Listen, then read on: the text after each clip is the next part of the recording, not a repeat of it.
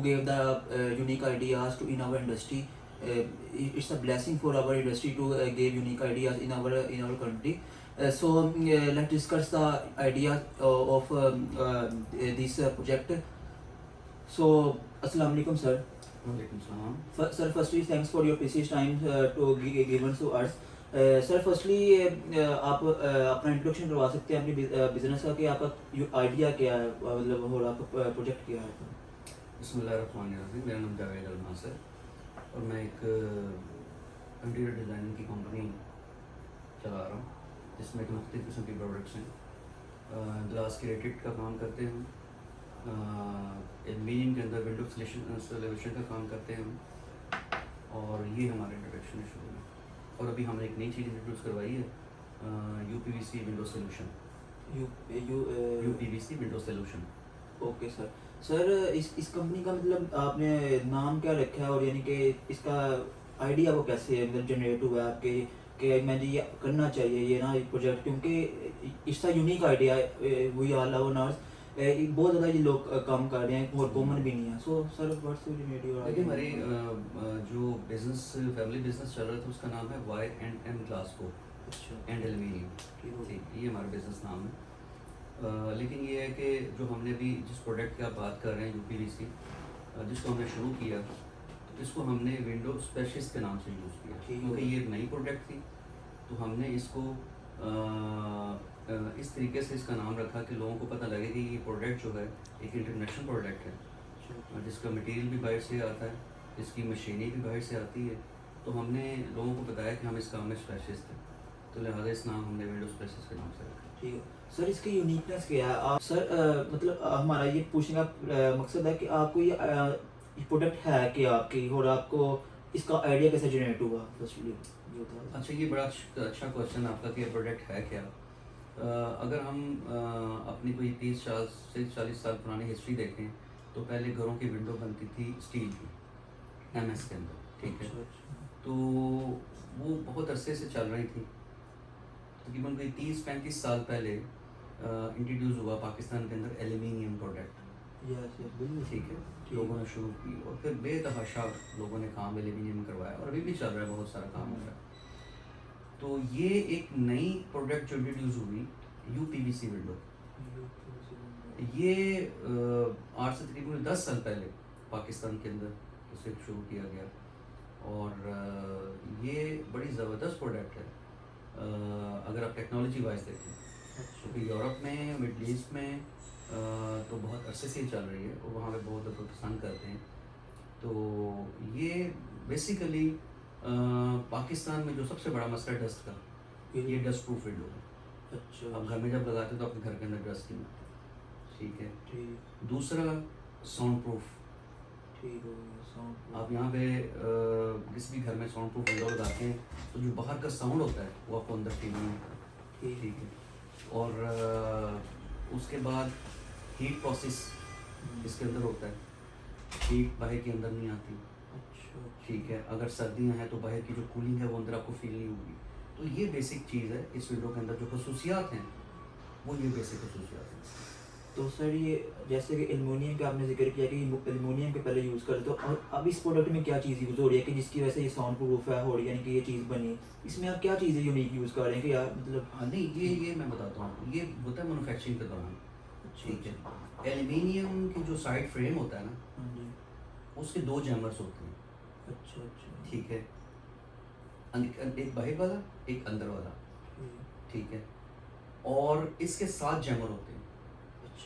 इस विंडो के 7 जैमर होते हैं जो उसकी जो साउंड है, जो उसकी डस्ट होती है उसको रोकते रोकते रोकते वो एंड पे आते आते इतने जैमर होते हैं वो अंदर तक नहीं आते, ठीक है। और दूसरा, इस विंडो में जो ग्लास लगता है वो बड़ा स्पेशल ग्लास होता है, उसको कहते हैं डबल ग्लेज ग्लास। अच्छा, डबल ग्लेज, वो भी इसमें किरदार अदा करता है अपना, ठीक है। तो ये दोनों चीज़ें मिल के तो बड़ी स्पेशल चीज़ बन जाती है। आया कि आपके कहने मतलब प्लास्टिक इसमें यूज़ हो रहा है, ग्लास मिला के ये चीज़ यूज़ कर रहे हैं कि नहीं, प्लास्टिक बेसिकली नहीं होता ये प्लास्टिक नहीं होता, प्लास्टिक से अगली फॉर्म होती है। अच्छा, प्लास्टिक को प्रोसेस किया जाता है, उसके बाद ये जो PVC प्रोडक्ट बनती है। जैसे कि एक शीशा है, मैं एग्जांपल देने के लिए समझाता हूँ। एक शीशा है, ठीक है, वो एक नॉर्मल शीशा फैक्ट्री में बनता है तो वो टेम्पर्ड नहीं होता, अच्छा, वो ब्रेकेबल होता है, बिल्कुल। लेकिन जब आप उसको टेम्परिंग प्लांट पे भेजते हैं, वो प्रोसेस हो जाता है, टेम्पर्ड हो जाता है, तो वो मजबूत हो जाता है। यानी कि एक आम शीशा देखें तो टेम्पर्ड ग्लास उससे 10 गुना ज़्यादा मजबूत होता है। तो प्रोसेस हुआ ना प्लांट के Process अंदर। हुआ। इसी तरह पीवीसी जो प्लास्टिक होती है, प्लास्टिक के फॉर्म में होती है, लेकिन जब आप उसको मशीन से गुजारते हैं तो प्रोसेस हो जाती है, फिर वो विंडो के काबू बन जाती है। So sir, as you know कि आपने ये यूनिक चीज़ की पाकिस्तान में, तो sir how to generate your idea according to your products? जी बिल्कुल, ये एक बड़ा अच्छा आइडिया है जो हमने सोचा, क्योंकि ऑलरेडी हम बड़े देर से ही काम कर रहे थे।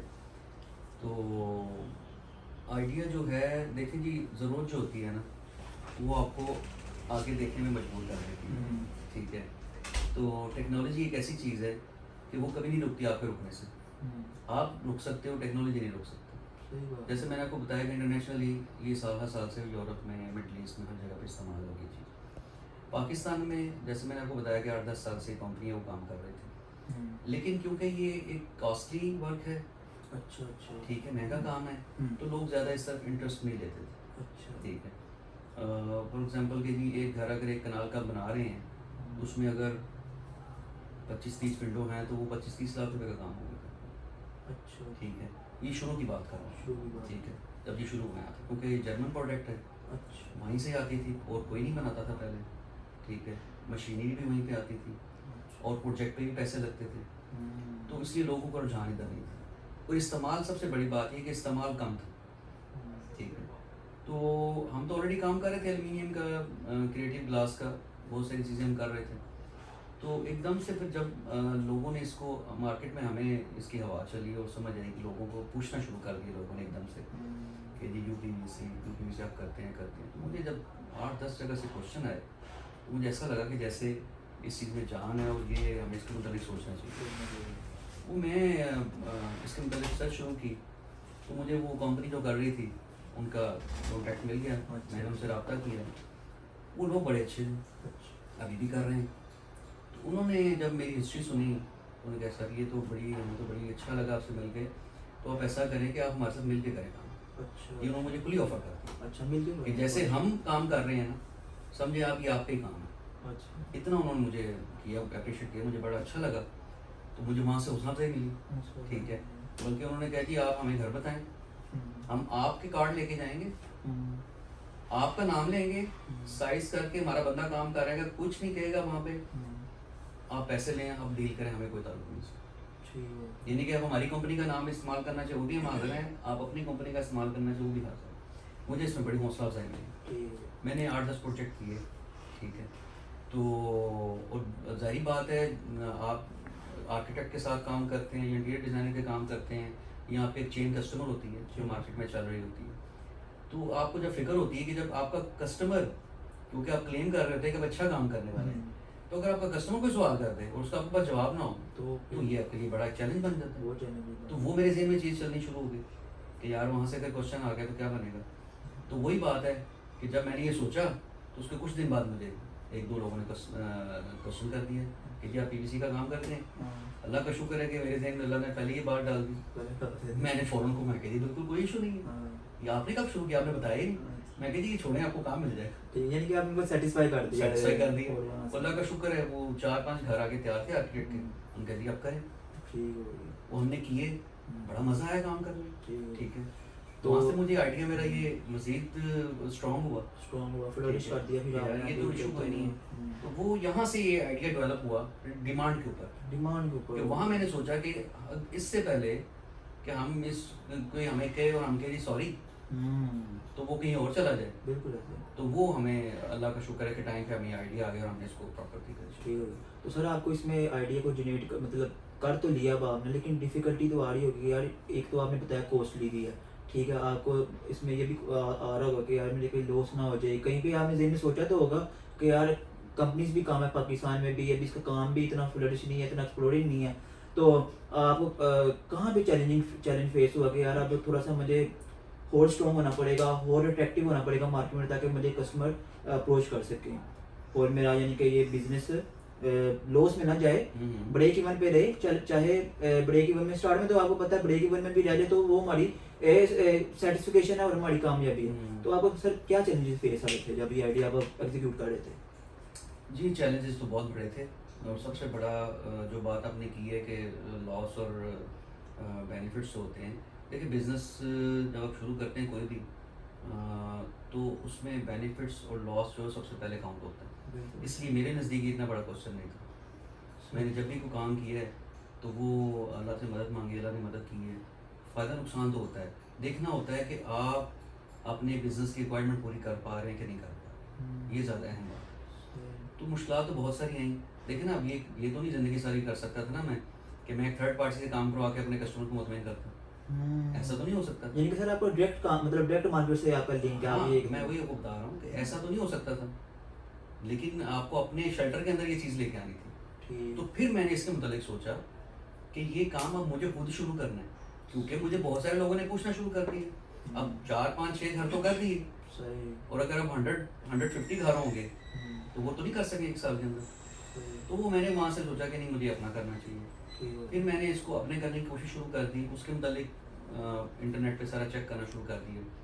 तो ये कंपनी जिनसे मैं काम कर रहा था ना, ये डीलरशिप किसी और को नहीं दे रहे पाकिस्तान के अंदर, ये एक ही बंदे के साथ चल रहे थे। ठीक फिर है। मैंने अदर जर्मनी की कंपनी से रब्ता किया, उन्होंने हमें भर लिया। सही। फिर मैंने वो रेहो कंपनी, उनसे हमने उनकी प्रोडक्ट मंगवाई, वो इससे भी बेहतर प्रोडक्ट थी। लेकिन उनकी एक और डिमांड थी कि जब प्रोडक्ट आप हमसे लेंगे तो जिन मशीनों पे ये प्रोडक्ट फैब्रिकेट होगी हाँ जी। वो भी हमारी रिकमेंडेड होंगी। अच्छा, तो फिर यही चैलेंज वो था। टर्किश की थी। अच्छा। ठीक है, तो वो भी एक एक्सपेंस बन गया कि जी आप अपना फैब्रिकेशन प्लांट लगाएं तो काम कर सकते हैं, हम आपको माल देंगे वरना नहीं देंगे। ये चैलेंज था। फिर चैलेंज आ गया, फिर अल्लाह का शुक्र उसके लिए कोशिश की, वो भी अल्लाह ने मदद कर दी। फिर जब ये चीज़ें शुरू की तो फिर ये चैलेंज आ गया कि इसको ला के लगाएंगे कहाँ पे। हाँ, इतनी बड़ा जगह नहीं थी, जगह नहीं थी। ऑलरेडी हम काम तो कर रहे कर हैं, रहे लेकिन इसके लिए एक सेपरेट जगह चाहिए होती है। Separate ठीक है, वो जब चैलेंज आया फिर सोचा कि रेंट पे इसको शुरू करें।